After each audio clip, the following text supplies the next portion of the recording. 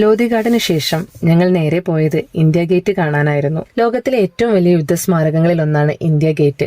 മറ്റുള്ള സ്ഥലങ്ങളിൽ പോയതിനേക്കാളും തികച്ചും വ്യത്യസ്തമായ അനുഭവമായിരുന്നു ഇവിടെ ഉണ്ടായിരുന്നത്. ഡൽഹിയിലെ പ്രധാന പാതയായ രാജ്പഥിൽ സ്ഥിതി ചെയ്യുന്ന ഇന്ത്യ ഗേറ്റിന്റെ ആദ്യ നാമം അഖിലേന്ത്യാ യുദ്ധസ്മാരകം എന്നായിരുന്നു.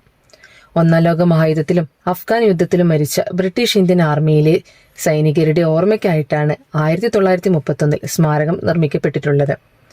യുദ്ധങ്ങളിൽ പങ്കെടുത്ത മുഴുവൻ പട്ടാളക്കാരുടെയും പേരുകൾ ഇന്ത്യ ഗേറ്റിൽ കാണാൻ കഴിയും. ഇന്ത്യ ഗേറ്റിന് ചുറ്റുമായിട്ട് പൂന്തോട്ടങ്ങളും വാട്ടർ ഫൗണ്ടെയിനുകളുമുണ്ട്. ഇനി എന്തു കാണണമെന്ന ഞങ്ങളുടെ ചോദ്യത്തിന് സിംഗ് ഞങ്ങളെ നേരെ കൊണ്ടുപോയത് അഗ്രസേൻ കി ബാവോലി കാണാനായിരുന്നു. ബാവോലി എന്ന വാക്കിനർത്ഥം പടിക്കിണറെന്നാണ്. 60 മീറ്റർ നീളവും 15 മീറ്റർ വീതിയുമുള്ള പടിക്കിണറാണിത്. കൃത്യമായി ഇതാരാണ് നിർമ്മിച്ചതെന്ന് കണ്ടെത്തിയിട്ടില്ല. ജലക്ഷാമം നേരിടുന്ന സമയത്ത് നഗരത്തിലെ പ്രധാന ജലസ്രോതസ്സായി സുൽത്താൻ വംശങ്ങൾ ഇത് പ്രയോജനപ്പെടുത്തിയിരുന്നു. അറ്റകുറ്റപ്പണികൾ നടത്തിയതായും നിർമ്മാണ ശൈലിയിൽ നിന്ന് നമുക്ക് മനസ്സിലാക്കാൻ പറ്റും.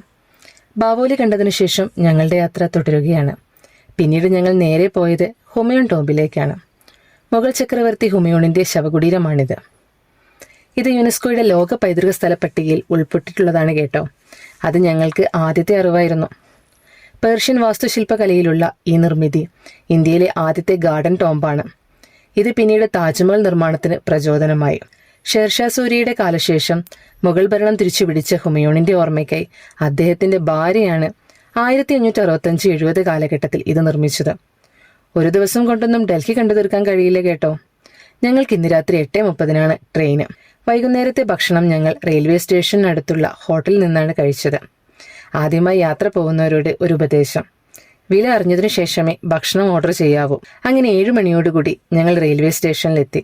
ട്രെയിൻ 12-ാം നമ്പർ പ്ലാറ്റ്ഫോമിലാണ് വരുന്നത്. കൃത്യസമയത്ത് തന്നെ ട്രെയിൻ പുറപ്പെട്ടു.